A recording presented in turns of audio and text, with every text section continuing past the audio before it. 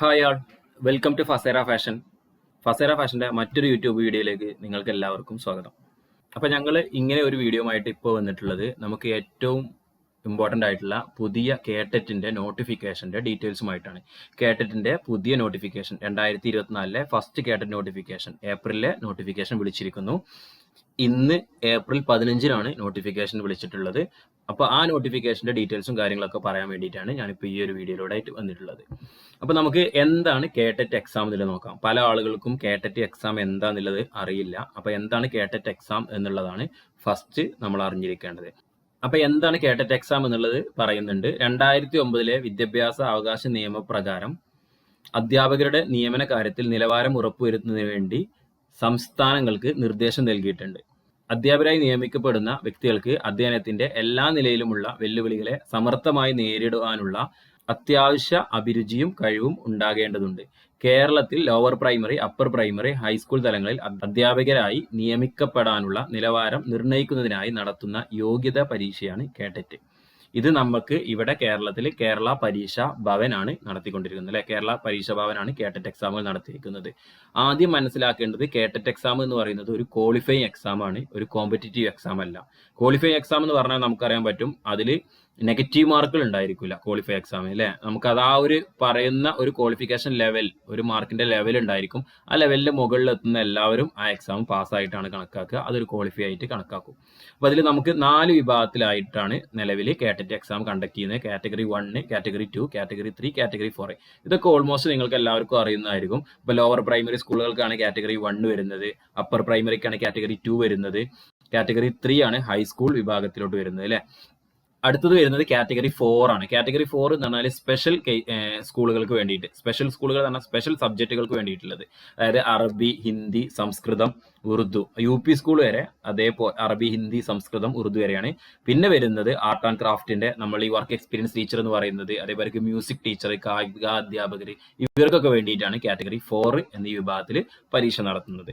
ഈ വർഷത്തിലെ ഏറ്റവും ഇമ്പോർട്ടൻ്റ് ആയിട്ടുള്ള ഡേറ്റ്സുകളെ കുറിച്ചാണ് നമ്മൾ പറയുന്നത്. അപ്പോൾ ഇന്നാണ് നോട്ടിഫിക്കേഷൻ ഇറങ്ങുന്നത് അല്ലെ, വിജ്ഞാപനം ഇറങ്ങുന്നത് ഏപ്രിൽ 15 ഇനി നെക്സ്റ്റ് എന്ന് പറഞ്ഞു കഴിഞ്ഞാൽ ഓൺലൈൻ രജിസ്ട്രേഷൻ സ്റ്റാർട്ട് ചെയ്യുന്ന ഡേറ്റ് ആണ്. അതെന്ന് വരുന്നത് 17 അല്ലെ. 17 ഏപ്രിൽ 17 ഓൺലൈൻ രജിസ്ട്രേഷൻ ആരംഭിക്കേണ്ട തീയതി. ഓൺലൈനായി അപേക്ഷിക്കുന്നതിന് ഫീസ് അടക്കുന്നതിന്റെ ഏറ്റവും അവസാന തീയതി എന്ന് പറയുന്നത് 26 അതായത് ഈ മാസം 26 ഏറ്റവും ലാസ്റ്റ് ഡേറ്റ്. അപ്ലിക്കേഷൻ കൊടുക്കേണ്ട, ഓൺലൈനായിട്ട് അപ്ലൈ ചെയ്യേണ്ട ലാസ്റ്റ് ഡേറ്റ് എന്ന് പറയുന്നത്. അതിന്റെ ഫൈനൽ പ്രിന്റ് ഔട്ട് എടുക്കാനുള്ള ഡേറ്റ് എന്ന് പറയുന്നത് 26 തന്നെയാണ്. എന്തെങ്കിലും തെറ്റോ കാര്യങ്ങളൊക്കെ ഉണ്ടെങ്കിൽ നമുക്ക് അതിൽ എഡിറ്റ് ചെയ്തിട്ട് ഫൈനലൈസ് ചെയ്തിട്ട് എടുക്കാനുള്ള ഡേറ്റ് ആണ് 26 എന്ന് പറയുന്നത്. ഹാൾ ടിക്കറ്റ് ഡൗൺലോഡ് ചെയ്യേണ്ട ഡേറ്റ് എന്ന് പറയുന്നത് ജൂൺ 3 ജൂൺ 3 മുതലായിരിക്കും നമുക്ക് പരീക്ഷാ ഭവന്റെ സൈറ്റിൽ നിന്ന് ഹാൾ ടിക്കറ്റ് ലഭ്യമായി തുടങ്ങുക. ഇനി അടുത്തതായിട്ട് ഇതിന്റെ ടൈം ടേബിൾ ആണ്. അതായത് എന്നാണ് നമുക്ക് പരീക്ഷ നടക്കാൻ പോകുന്നത്. കാറ്റഗറി 1 എന്ന് പറയുന്നത് 22 ജൂൺ 22 ഇപ്പൊ ഷെഡ്യൂൾ ചെയ്ത് വെച്ചിട്ടുള്ളത്. ശനിയാഴ്ച രാവിലെ 10 മുതൽ 12 വരെ 2.5 മണിക്കൂറിന്റെ എക്സാം. കാറ്റഗറി 2 അതേ ഡേറ്റ് തന്നെയാണ് നടക്കുന്നത്. അന്ന് ഉച്ചയ്ക്ക് ശേഷം 2 മണി മുതൽ 4 വരെയാണ് കാറ്റഗറി 2 നടക്കുന്നത്. കാറ്റഗറി 3യും കാറ്റഗറി 4ഉം 23/6 നടക്കാൻ പോകുന്നത്. ജൂൺ 23 നടക്കാൻ പോകുന്നത്. കാറ്റഗറി 3 രാവിലെ 10 മണി മുതൽ 12 വരെയും കാറ്റഗറി 4 2 മണി മുതൽ 4 വരെ ആയിരിക്കും എക്സാം ഉണ്ടായിരിക്കുക. അപ്പൊ നമ്മൾ ഫസേറ ഫാഷനെ കുറിച്ച് പറയുകയാണെന്നുണ്ടെങ്കിൽ കാറ്റഗറി 4ലാണ് നമ്മൾ കോൺസെൻട്രേറ്റ് ചെയ്യുന്നത്. കാറ്റഗറി 4ൽ ആർട്ട് ആൻഡ് ക്രാഫ്റ്റിന്റെ വർക്ക് എക്സ്പീരിയൻസ് ടീച്ചേഴ്സ് ആകാനുള്ള പോസ്റ്റിലോട്ടൊക്കെ PSC ചെയ്യുന്നവർക്ക് വേണ്ടിയിട്ടുള്ള കാറ്റഗറി 4ന്റെ കോച്ചിങ്ങും കാര്യങ്ങളുമാണ് നമ്മൾ ഫസേറ ഫാഷൻ ഇൻസ്റ്റിറ്റ്യൂട്ടിലൂടെയും അതിന്റെ ആപ്പിലൂടെയും കൊടുത്തുകൊണ്ടിരിക്കുന്നത്. അപ്പൊ നമ്മളുടെ കാറ്റഗറി 4 സ്വിങ്ങിന്റെ കോച്ചിങ്ങിനെ കുറിച്ച് ജസ്റ്റ് നിങ്ങളോടൊന്ന് പറഞ്ഞു തരാം, എങ്ങനെയാണ് കോച്ചിങ് കാര്യങ്ങളും വരുന്നത്. കാറ്റഗറി 4 സ്വിങ്ങിൽ നമുക്ക് ഫസ്റ്റ് വരുന്നത് സ്വിങ് ആണ്. എത്ര മാർക്കിനാണ് എങ്ങനെയാണെന്നുള്ളത് ഞാൻ നെക്സ്റ്റ് അടുത്ത ഇതിലായിട്ട് പറയാം. സ്വിങ്ങും അതോടൊപ്പം തന്നെ ഏതെങ്കിലും ഒരു ലാംഗ്വേജ് എടുക്കാം, മലയാളം അല്ലെങ്കിൽ ഇംഗ്ലീഷ്. ഞങ്ങൾ മലയാളമാണ് കൂടുതൽ ക്ലാസ് കൊടുത്തുകൊണ്ടിരിക്കുന്നത്. പിന്നെ നമുക്ക് വരുന്നത് CDP ആണ് അല്ലെ, പെഡഗോജിയാണ്. അപ്പോൾ ഈ ഒരു 3 ഏരിയയാണ് നമുക്ക് എന്ത് വരുന്നത് കാറ്റഗറി 4 എക്സാമിന്റെ സിലബസ് ആയിട്ട് വരുന്നത്. അപ്പൊ അതിന്റെ മൊത്തം ഈ സിലബസിനെ ബേസ് ചെയ്തിട്ട് എല്ലാ ഭാഗത്തിന്റെയും റെക്കോർഡഡ് ആയിട്ടുള്ള വീഡിയോ ക്ലാസ്സസ് നമ്മുടെ ആപ്പിൽ അവൈലബിൾ ആണ്. ടോട്ടലി എല്ലാത്തിന്റെയും വീഡിയോ റെക്കോർഡഡ് ക്ലാസ്സസ് അവൈലബിൾ ആണ്. അതേപോലെ തന്നെ ആ ക്ലാസ്സസിന്റെ എല്ലാത്തിന്റെയും PDF നോട്ട്സുകളും നമ്മുടെ ആപ്പിൽ അവൈലബിൾ ആണ്. PDF നോട്ട്സ് ആപ്പിന്റെ അകത്ത് തന്നെ ആയിരിക്കും ഉണ്ടായിരിക്കുക. അതായത് നിങ്ങൾക്ക് അത് പ്രിന്റ് ചെയ്യാൻ പറ്റുന്ന ഒരു രൂപത്തിലല്ല, ആപ്പിൽ തന്നെ കയറി കാണാൻ പറ്റും. നമ്മളിപ്പോൾ ഒരു തവണ വീഡിയോ ഒക്കെ ക്ലാസ്സസ് ഒക്കെ കണ്ടു കഴിഞ്ഞതിന് ശേഷം നമുക്ക് വീണ്ടും നമ്മളൊരു ക്വസ്റ്റ്യൻ ചെയ്യുന്ന സമയം നമുക്ക് ഒരു ഡൗട്ട് തോന്നുന്ന സമയത്ത് നമ്മൾ ആ വീഡിയോ ഫുൾ ഇരുന്ന് കാണേണ്ട ആവശ്യമില്ല. അരമണിക്കൂറിന്റെ വീഡിയോ ആണെങ്കിൽ ഫുൾ ഇരുന്ന് കാണേണ്ട ആവശ്യമില്ല. നമുക്ക് എന്ത് ചെയ്താൽ മതി, PDF-ലെ നോട്ട് നോക്കിയിട്ട് അതിൽ നിന്ന് പെട്ടെന്ന് അതിന്റെ ആൻസർ എന്താണെന്നുള്ളത് നമുക്ക് ഡൗട്ടില്ലത് കണ്ടെത്താൻ കഴിയും അല്ലേ. പിന്നെ വരുന്നത് സബ്ജക്ട് വൈസ് മോക്ക് ടെസ്റ്റ് ആണ്. ഇപ്പോൾ ഓരോ സബ്ജക്റ്റിലും ഇപ്പോൾ സ്വിമ്മിംഗിൽ തന്നെയാണെന്നുണ്ടെങ്കിൽ തന്നെ നിങ്ങൾക്ക് അറിയാൻ പറ്റും ഓരോ ടോപ്പിക്ക് വരുന്നുണ്ടല്ലോ. അപ്പോൾ ആ ടോപ്പിക് വൈസ് ആയിട്ടുള്ള മോക്ക് ടെസ്റ്റുകളും കാര്യങ്ങളും അതിൽ അവൈലബിൾ ആണ്. അറൗണ്ട് എല്ലാ മോക്ക് ടെസ്റ്റുകളും കൂട്ടിയിട്ട് നമുക്കൊരു 500+ ക്വസ്റ്റ്യൻസ് ഓൾറെഡി മോക്ക് ടെസ്റ്റിൽ സബ്ജക്ട് വൈസ് തന്നെ അവൈലബിൾ ആണ്. പിന്നെ നമുക്ക് എക്സാമിനോട് അനുബന്ധിച്ച് നമ്മൾ എന്ത് ചെയ്യും, റിവിഷൻ ബേസ്ഡ് ആയിട്ടുള്ള ലൈവ് ക്ലാസ്സസ് വെക്കും. നിങ്ങളുടെ ഡൗട്ടുകളും കാര്യങ്ങളും ക്ലിയർ ചെയ്യാൻ വേണ്ടിയിട്ട് റിവിഷൻ ബേസ്ഡ് ആയിട്ടുള്ള ലൈവ് ക്ലാസ്സസും കാര്യങ്ങളും കണ്ടക്ട് ചെയ്യുന്നതായിരിക്കും. അതോടൊപ്പം തന്നെ പ്രീവിയസ് ഇയർ ക്വസ്റ്റ്യൻ പേപ്പേഴ്സും അവൈലബിൾ ആണ്. പ്രീവിയസ് ഇയറിലെ കാറ്ററ്റിന്റെ ക്വസ്റ്റ്യൻ പേപ്പേഴ്സും അതേപോലെ തന്നെ പ്രീവിയസ് ഇയറിലെ മറ്റു PSCക്ക് സ്വിമ്മിങ്ങുമായി ബന്ധപ്പെട്ട് നടന്ന ക്വസ്റ്റ്യൻ പേപ്പേഴ്സും എല്ലാം തന്നെ നമ്മളുടെ ആപ്പിൽ അവൈലബിൾ ആണ്. ക്വസ്റ്റ്യൻ പേപ്പേഴ്സ് ഡിസ്കഷൻ ചെയ്ത സെക്ഷൻസും ഓൾറെഡി ആപ്പിൽ അവൈലബിൾ ആണ്. അപ്പോൾ ഇതാണ് ടോട്ടൽ ഫസേരയുടെ കാറ്റഗറി 4ന്റെ സ്വിമ്മിങ്ങിന്റെ ഒരു കോഴ്സിന്റെ ഔട്ട്ലൈൻ എന്ന് പറയുന്നത്.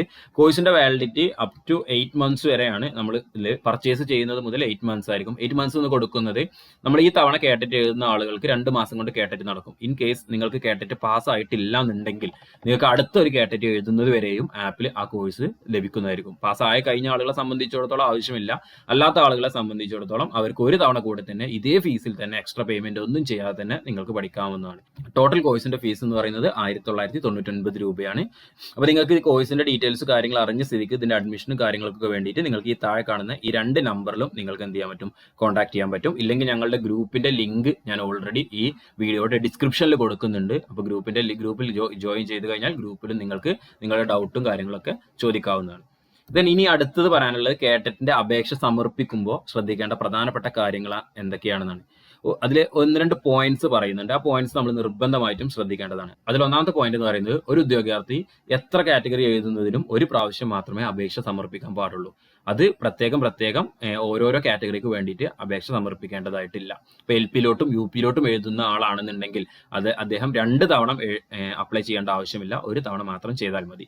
ദെൻ ഓൺലൈൻ ആയിട്ടാണ് അപേക്ഷ ഫോർമാറ്റ് ഉള്ളത്. പരീക്ഷാ ഭവന്റെ സൈറ്റിൽ 2 ദിവസത്തിനകം 17-ാം തീയതി മുതൽ ലിങ്ക് ഓപ്പൺ ആകും. അതിൽ നിങ്ങൾക്ക് അപേക്ഷ സമർപ്പിക്കാവുന്നതാണ്. ഫോട്ടോസും സൈനൊക്കെ അപ്ലോഡ് ചെയ്തിട്ട് അപേക്ഷ സമർപ്പിക്കാവുന്നതാണ്. ഓൺലൈൻ മാത്രമേ അപേക്ഷ സ്വീകരിക്കുള്ളൂ, ഓഫ്ലൈൻ ആയിട്ടുള്ള അപേക്ഷകൾ സ്വീകരിക്കുന്നതല്ല. ദെൻ അടുത്തത് പറയുന്നത് ഉദ്യോഗാർത്ഥിയുടെ പേര്, അതേപോലെ തന്നെ ജനന തീയതി, അടിസ്ഥാന വിദ്യാഭ്യാസ യോഗ്യത, ക്ലാസ്, കാറ്റഗറി, ഭിന്നശേഷി സംവരണം മുതലായ എല്ലാ വിഷയങ്ങളും കൃത്യമായി തെറ്റുകൂടാതെ രേഖപ്പെടുത്തേണ്ടതാണ്. അതായത് നമുക്കറിയാൻ പറ്റും കാറ്ററ്റിന്റെ മാർക്കിന്, ക്വാളിഫിക്കേഷൻ മാർക്കിൽ നമുക്ക് സംവരണമുള്ള മേഖലയിലെ ആളുകൾക്ക് അതിന്റെ ഒരു ഇളവുണ്ട് അല്ലേ. അപ്പൊ നമ്മൾ കറക്റ്റ് ആയിട്ട് നമ്മളുടെ സംവരണവും കാര്യങ്ങളൊന്നും കറക്റ്റ് കൊടുത്തിട്ടില്ല എന്നുണ്ടെങ്കിൽ ആ ഇളവും കാര്യങ്ങളും നമുക്ക് കിട്ടുന്നതല്ല. അത് അടുത്ത് എത്രയാണ് അതിന്റെ ഇളവും കാര്യങ്ങളും വരിക എന്നുള്ളത് നമ്മൾ അടുത്തതായിട്ട് പറയുന്നുണ്ട്. ദെൻ അപേക്ഷ സമർപ്പിക്കുന്നതിനുള്ള ഫോട്ടോ താഴെ പറയുന്ന മാനദണ്ഡങ്ങൾ പാലിച്ച് ഉപയോഗിക്കാവുന്നതാണ്. നമുക്കറിയാം നമ്മളൊരു ഫോട്ടോ അപ്ലോഡ് ചെയ്യുമ്പോൾ ആ ഫോട്ടോക്ക് ഒരു വിഡ്ത്ത്, ഹൈറ്റ്, അതേപോലെ തന്നെ അതിനൊരു സൈസ് കാര്യങ്ങളൊക്കെ നമ്മൾ കൃത്യമായിട്ട് പാലിക്കേണ്ടതുണ്ട്. അപ്പോൾ എങ്ങനെയാണ് അത് അങ്ങനെ അപ്ലോഡ് ചെയ്യുക എന്നുള്ളൊരു വീഡിയോ നമുക്കിത് കഴിഞ്ഞിട്ട് ആപ്ലിക്കേഷൻ ഡേറ്റ് തുടങ്ങി കഴിഞ്ഞാൽ അതിൻ്റെ കൂടെ തന്നെ നമ്മൾ നമ്മളുടെ ചാനലിൽ ചെയ്യുന്നതായിരിക്കും. അപ്പോൾ ഫോട്ടോ അപ്ലോഡ് ചെയ്യുമ്പോൾ ശ്രദ്ധിക്കേണ്ട കാര്യങ്ങൾ എന്താണെന്നുള്ള കാര്യം കൂടി നിങ്ങൾ ഇതിൻ്റെ കൂടെ തന്നെ ജസ്റ്റ് ഒന്ന് നോക്കി വെക്കുക.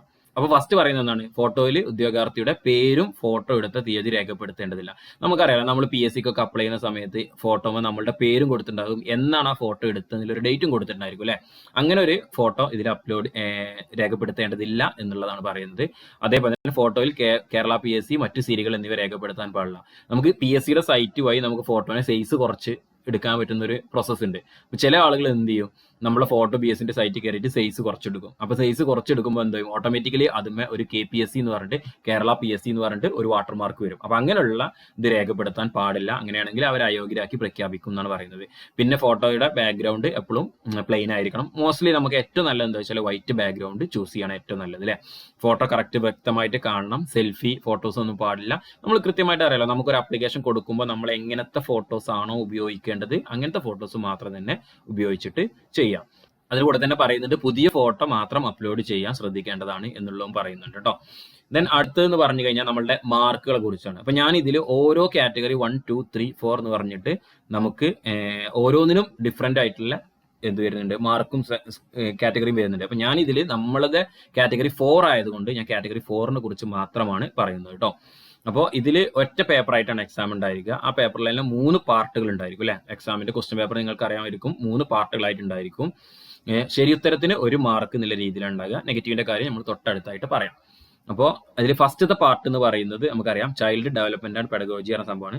ശിശു വികസനം, ബോധനശാസ്ത്രം അല്ലെ, അധ്യാപന അഭിരുചി, ഈ കാര്യങ്ങളാണ് ഫസ്റ്റ് വരുന്നത്. അതിൽ 30 ചോദ്യങ്ങളും 30 മാർക്കും ആയിരിക്കും ഉണ്ടായിരിക്കുക. ദെൻ സെക്കൻഡ് എന്ന് പറയുന്നത് നമ്മുടെ ലാംഗ്വേജ് ആണ്. നമുക്ക് ഏതെങ്കിലും ഒരു ലാംഗ്വേജ് നമുക്ക് അപ്ലിക്കേഷൻ കൊടുക്കുന്ന സമയത്ത് സെലക്ട് ചെയ്യാൻ പറ്റും. മലയാളം, ഇംഗ്ലീഷ്, തമിഴ്, കന്നഡ ഏതെങ്കിലും ചെയ്യാൻ പറ്റും. എന്തായാലും ആ ലാംഗ്വേജിൽ നിന്ന് 40 മാർക്കായിരിക്കും ഉണ്ടായിരിക്കുക. നമുക്ക് ഏതാണോ എക്സാം എഴുതുന്നത് എന്നുള്ളത് എക്സാം എഴുതുന്ന സമയത്ത് നമുക്ക് അവിടെ ടിക്ക് ചെയ്യാനുള്ള ഓപ്ഷൻ ഉണ്ട്. നമ്മൾ ഏത് ലാംഗ്വേജ് ആണ് ചൂസ് ചെയ്തത് എന്നുള്ളത് അല്ലെ. ക്വസ്റ്റ്യൻ പേപ്പറിൽ ടിക്ക് ചെയ്യാനുള്ള ഓപ്ഷൻ നിങ്ങൾ കണ്ടിട്ടുണ്ടായിരിക്കും. ദെൻ മൂന്നാമത്തെ എന്ന് പറഞ്ഞാൽ നമ്മളുടെ സബ്ജക്റ്റ് അല്ലെ, വിഷയാടിസ്ഥാനം. നമ്മൾ സ്വിമ്മിങ് ആണെങ്കിൽ സ്വിമ്മിങ്, മ്യൂസിക് ആണെങ്കിൽ മ്യൂസിക് അല്ലെ, അങ്ങനെ ഏതാണോ അതുമായി ബന്ധപ്പെട്ട് വരുന്നത്. അപ്പൊ നമ്മൾ വിഷയവുമായി ബന്ധപ്പെട്ടുള്ള 80 മാർക്കുമാണ്, 80 ക്വസ്റ്റ്യൻസും ആണ് ഉണ്ടായിരിക്കുക. അപ്പൊ ഇതിൽ 80, 40, 30 അങ്ങനെ മൊത്തം 150 ആണുള്ളത്. ഇനി എത്രയാണ് നമ്മളുടെ ക്വാളിഫിക്കേഷൻ മാർക്ക് എന്നുള്ളതാണ് നോക്കേണ്ടത്. അപ്പൊ നോർമലി നമ്മളുടെ ക്വാളിഫിക്കേഷൻ മാർക്ക് എന്ന് പറയുന്നത് ജനറൽ കാറ്റഗറിക്ക് 60% ക്വാളിഫിക്കേഷൻ മാർക്ക്. 60% മാർക്ക് എന്ന് പറയുമ്പോൾ 150ന്റെ 60% വരുന്നത് 90 മാർക്കാണ്. 90 മാർക്കാണ് നമുക്ക് എന്ത് വരുന്നത്, ക്വാളിഫിക്കേഷൻ മാർക്ക് വരുന്നത് കേട്ടോ. ദെൻ അടുത്തതെന്ന് പറയുന്നത് SC/ST OBC വിഭാഗക്കാർക്ക്, SC/ST OBC OEC വിഭാഗക്കാർക്ക് അവർക്ക് ഒരു 5% ഇളവ് നൽകിയിട്ടുണ്ട്. അപ്പൊ 55% മാർക്ക് മതി. 55% എന്ന് പറയുന്നത് 82 മാർക്കാണ്. 82 മാർക്കാണ് നമുക്ക് ഇതിൽ വരിക. OBC, SC/ST, OEC വിഭാഗക്കാർക്ക് വരിക. ദെൻ PH വിഭാഗങ്ങൾക്ക്, അതായത് ഫിസിക്കലി ഹാൻഡിക്യാപ്ഡ് ആയിട്ടുള്ള ആളുകൾ ഉണ്ടായിരിക്കും, അവർക്ക് എന്ന് പറയുന്നത് 50% മാർക്ക് മതി. 75% ആയിട്ടുണ്ടെന്നുണ്ടെങ്കിൽ അവർക്ക് പാസ്സാകാൻ പറ്റും. അങ്ങനെയാണ് വരുന്നത് കേട്ടോ. ഇനി ഇതിൽ ഒരു കണ്ടീഷൻ കൂടി പറയുന്നുണ്ട്. ഇൻ കേസ് എന്തെങ്കിലും കാരണം കൊണ്ട് അവർ ക്വസ്റ്റ്യൻ പേപ്പറിൽ എന്തെങ്കിലും തെറ്റുകൾ പറ്റിയിട്ട് ക്വസ്റ്റ്യൻ ക്യാൻസൽ ചെയ്തിട്ടുണ്ടെങ്കിൽ ആ ക്വസ്റ്റ്യന്റെ മാർക്ക് കൂടി അതിന്റെ കൂട്ടത്തിൽ തന്നെ അവർ തരുന്നതായിരിക്കും. അത് ഒഴിവാക്കിയ ചോദ്യത്തിന്റെ മാർക്ക് കൂടി ചേർത്തിട്ടാണ് 150 മാർക്കിൽ തന്നെയാണ് മൂല്യനിർണ്ണയം നടത്തുന്നത് കേട്ടോ. അത് പരീക്ഷ എഴുതി എല്ലാവർക്കും ഒരേപോലെ ആ മാർക്ക് നൽകും. അതിനുശേഷമാണ് 150. നമുക്ക് ഓൾറെഡി 150ലാണ് ക്വസ്റ്റ്യൻ വന്നത്.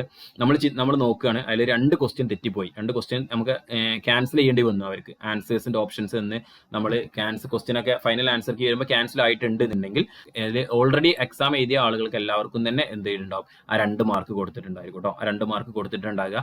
ഇതൊരിക്കലും 148 പോകൂല, 150 തന്നെയാണ് അപ്പോഴും അത് ഉണ്ടായിരിക്കുക. ഈ 90 മാർക്ക് എന്നുള്ളതിലേക്ക് 2 മാർക്ക് എല്ലാവർക്കും ആഡ് ആവുന്നതാണ്.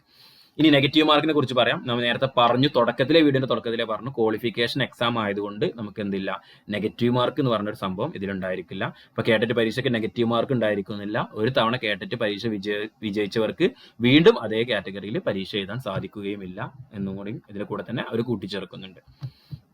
അപ്പൊ ഇത്രയും കാര്യങ്ങളാണ് കേട്ടറ്റുമായി ബന്ധപ്പെട്ടിട്ട് പറയാനുള്ളത്. ഇനി നമുക്ക് ഇതിന്റെ കൂടുതലായിട്ട് എങ്ങനെയാണ് ആപ്ലിക്കേഷൻ കൊടുക്കുക, എങ്ങനെയാണ് ഒരു ആപ്ലിക്കേഷൻ ചെയ്യേണ്ടത്, അതുമായി ശ്രദ്ധിക്കേണ്ട കാര്യങ്ങൾ എന്തൊക്കെയാണെന്നുള്ള കാര്യങ്ങളാണ് പറയേണ്ടത്. അത് നമുക്ക് അടുത്തൊരു വീഡിയോയിലായിട്ട് 17-ാം തീയതിക്ക് ശേഷം ഞാൻ ചെയ്യുന്നതായിരിക്കും.